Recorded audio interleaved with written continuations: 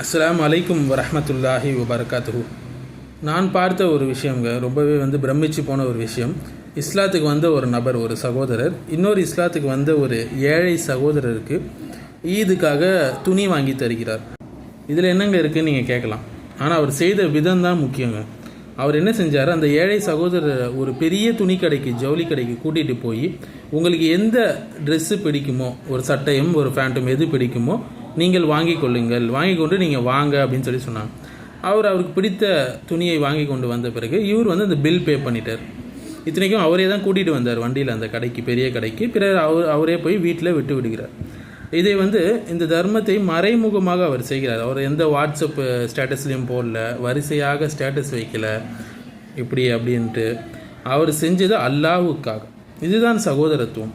ஒரு சகோதரரோட கண்ணியத்தை பாதுகாத்து அவருக்கு தர்மம் செய்வது.